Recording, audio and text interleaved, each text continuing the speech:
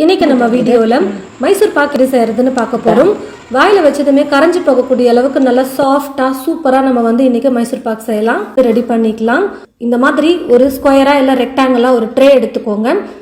இந்த ட்ரேயில் பார்த்தீங்கன்னா நெய்யை தடவிட்டு ஃபஸ்ட்டு ரெடி பண்ணி வச்சுக்கிட்டோம்னா ஈஸியாக இருக்கும். இந்த ஓரங்கள் எல்லாமே கூட பார்த்தீங்கன்னா நல்லா ஃபுல்லாக நீங்கள் நெய் தடவிக்கோங்க. அப்போ பீஸ் போட்டு கட் பண்ணி எடுக்கிறதுக்கு ரொம்ப ஈஸியாக இருக்கும்.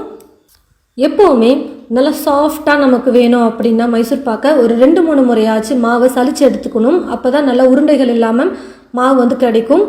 கடலை மாவை முதல்ல சலிச்சுட்டு இப்போ ஸ்டவ்வை பற்ற வச்சுக்கிட்டு ஸ்டவ் மேலே ஒரு கடாய் வச்சுட்டு இந்த கடாயில் கடலை மாவை நான் சேர்த்துக்கிறேன். கடாய் நல்லா சூடு இருந்ததுக்கப்புறமா ஸ்டவ்வை லோ ஃப்ளேமில் வச்சுக்கிட்டு குறைஞ்சது ஒரு 5-7 நிமிஷத்துக்கு கடலை மாவை நல்லா வறுத்துக்கலாம். இப்போ பார்த்தீங்கன்னா நல்லா வறுக்க கடலை மாவு நல்லா மணமாக வர ஆரம்பிச்சிருச்சு. அதே சமயம் கடலை மாவு கலர் மாறக்கூடாது, அந்த மாதிரி பார்த்து வறுத்து எடுத்துக்கோங்க.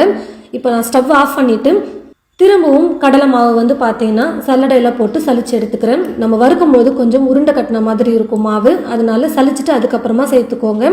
நான் மாவை வறுத்துட்டு சலிச்சுட்டு இப்போ ஒரு பாத்திரத்துலையும் எடுத்து வச்சுருக்கேன்.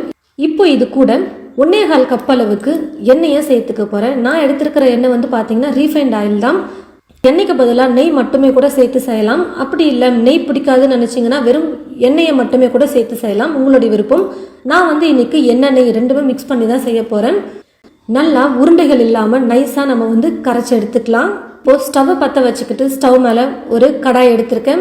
நான் இப்போ நான்ஸ்டிக் கடாய் தான் எடுத்திருக்கேன். இந்த கடாயில் 2 கப் அளவுக்கு நான் சர்க்கரையை சேர்த்துக்கிறேன். தண்ணி பார்த்தீங்கன்னா 1.25 கப் அளவுக்கு சேர்த்துக்கிறேன். சர்க்கரை நல்லா கரைஞ்சி வரட்டும். ஒருவேளை நீங்கள் எடுக்கிற சர்க்கரை தூசியாக இருந்ததுன்னா சர்க்கரை கரைஞ்சதுக்கு அப்புறமா வடிகட்டிட்டு கூட நீங்கள் சேர்த்துக்கலாம். சர்க்கரை பார்த்தீங்கன்னா நல்லா கரைஞ்சி வந்துருச்சு. இதுக்கப்புறம் நீங்கள் அப்பப்போ செக் பண்ணிக்கிட்டே இருங்க, ஒரு கம்பி பதத்துக்கு பாகு வந்துருச்சா அப்படின்னு சொல்லிட்டு. நம்ம மைசூர் பாக் செய்யறதுக்கு எப்போவுமே பார்த்தீங்கன்னா ஒரு கம்பி பதம் தான் அளவு எடுக்கணும்.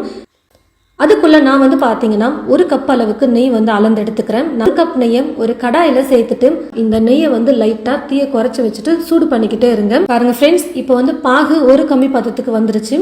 பாகை இந்த மாதிரி விரல்ல தொட்டு நீங்க ப்ரெஸ் பண்ணும் பொழுது ஒரு கம்பி மாதிரி லைன் ஃபார்ம் ஆகும். லோ ஃப்ளேம்ல வச்சுட்டு நம்ம ரெடி பண்ணி வச்சிருக்கிற இந்த மாவை கலந்து கொடுத்துட்டு சர்க்கரை பாகில் சேர்த்துக்கலாம். ஸ்டவ்வை லோ ஃப்ளேமில் வச்சுக்கிட்டே கலந்து கொடுத்துக்கிட்டே இருப்பேன். அப்போ தான் கொஞ்சம் கூட உருண்டை கட்டாமல் அடி பிடிக்காமல் நம்மளால் நல்லா நைஸாக மைசூர் பாக்கை செஞ்செடுக்க முடியும். இப்போ பார்த்தீங்கன்னா சர்க்கரை பாகோட கொஞ்சம் கொஞ்சமாக நல்லா மிக்ஸ் ஆகிட்டு வந்துருச்சு பாருங்கள். இன்னும் கொஞ்சம் கெட்டியான பதம் வர வரைக்கும் நம்ம கலந்து கொடுத்துக்கிட்டே இருக்கலாம், நல்லா குக் ஆகிட்டு வரட்டும். பாருங்கள் ஃப்ரெண்ட்ஸ், இப்போ ஓரளவுக்கு கொஞ்சம் கெட்டியான பதத்துக்கு வந்துருச்சு. இந்த சமயத்தில் இன்னொரு பக்கம் கேஸ் ஸ்டவ்வில் சூடு பண்ணிட்டு இருக்கிற அந்த நெய்யை சூடாக எடுத்து இப்போது இந்த மாவோட சேர்த்துக்கலாம். ஒவ்வொரு கரண்டியாக சேர்த்து நம்ம கலந்து கொடுக்கணும். சேர்க்குற அந்த ஒரு கரண்டி நெய் நல்லா அப்சர்வ் ஆனதுக்கு அப்புறமா திரும்பவும் இன்னொரு கரண்டி நெய்யை சேர்த்துட்டு நல்லா கலந்து கொடுக்கணும். இதே மாதிரி இருக்கிற எல்லா நெய்யுமே கொஞ்சம் கொஞ்சமாக சேர்த்து நல்லா கலந்து கொடுத்துக்கிட்டே இருக்கணும். நான் பார்த்தீங்கன்னா இப்போ ஒரு 3 முறையாச்சு நெய்யை சேர்த்து கலந்து கொடுத்துக்கிட்டேன். இப்போ கடைசியாக இந்த அளவுக்கு கொஞ்சம் மாவு கெட்டியாக வந்ததுக்கு அப்புறமா மீதி இருக்கிற எல்லா நெய்யுமே சேர்த்துட்டு நல்லா கலந்து கொடுத்துட்டு இப்போ ஒரு ட்ரேக்கு மாற்றணும். ரொம்ப கெட்டி ஆயிடுச்சுன்னா நமக்கு ஹார்டாக இருக்கும் பார்த்தீங்களா, கல் மைசூர் பாக், அந்த மாதிரி மைசூர் பாக் கிடச்சிரும். அதனால் கொஞ்சம் இந்த மாதிரி கெட்டியாக வந்ததுக்கு அப்புறமா மீதி எவ்வளோ நெய் இருந்தாலும் அதை அப்படியே சேர்த்துட்டு நல்லா கலந்து கொடுத்துட்டு நம்ம ஏற்கனவே ரெடி பண்ண ட்ரேயில் சேர்த்துக்கணும். இப்போ பாருங்கள், இதுதான் கரெக்டான கன்சிஸ்டன்சி. ஏற்கனவே ரெடி பண்ணி வச்சிருக்கிற இந்த ட்ரேயில் மைசூர் பாக்கை சேர்த்துடலாம். இந்த ப்ராசஸை பார்த்தீங்கன்னா நீங்கள் டக்குன்னு செய்யணும். மாவு கெட்டியானதுக்கு அப்புறமா டக்குன்னு ஸ்டவ் ஆஃப் பண்ணிவிட்டு டக்குன்னு நீங்கள் ட்ரேயில் எடுத்து ஊற்றிடணும். ரொம்ப நேரம் வெயிட் பண்ணக்கூடாது, சீக்கிரமாக கெட்டியான பதத்துக்கு வந்துடும். அதுக்கப்புறம் கொஞ்சம் ஸ்பூன் பின்னாடி இல்லை கரண்டி பின்னாடி நெய்யை தடவிக்கிட்டு நல்லா அப்படி ப்ரெஸ் பண்ணி விட்டுக்கோங்க. நல்லா ஈவனாக ப்ரெஸ் பண்ணி விட்டுக்கோங்க. ஸ்ப்ரெட் பண்ணி விட்டுட்டு நல்லா சூடு ஆற வச்சுக்கலாம். ரொம்ப சூடு ஆறிட்டாலும் நம்மளால் பீஸ் போட முடியாது, அதனால் கொஞ்சம் சூடு ஆறணும். அதே சமயம் கொஞ்சம் கெட்டியான பதத்துக்கு வரணும். நீங்கள் இந்த மாதிரி கையில் ப்ரெஸ் பண்ணிங்கன்னா தெரியும் கொஞ்சம் கெட்டியான பதத்துக்கு வந்திருக்கா இல்லையான்னு சொல்லிட்டு.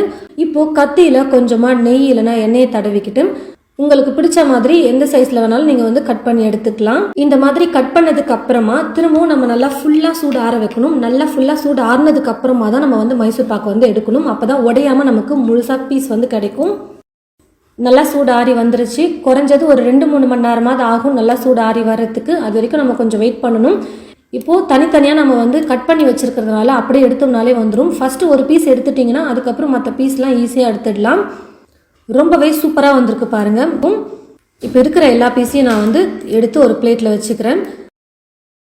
நான் சொன்ன இதே அளவில் நீங்கள் மைசூர் பாக் செஞ்சீங்கன்னா கண்டிப்பாக உங்களுக்கு 1 கிலோ அளவுக்கு மைசூர் பாக் வந்து கிடைக்கும். நல்லா சூப்பராக டேஸ்டியாக வாயில் வச்சதுமே கரைஞ்சி போகக்கூடிய அளவுக்கு மைசூர் பாக் வந்து அவ்வளோ சாஃப்டாக வந்திருக்கு.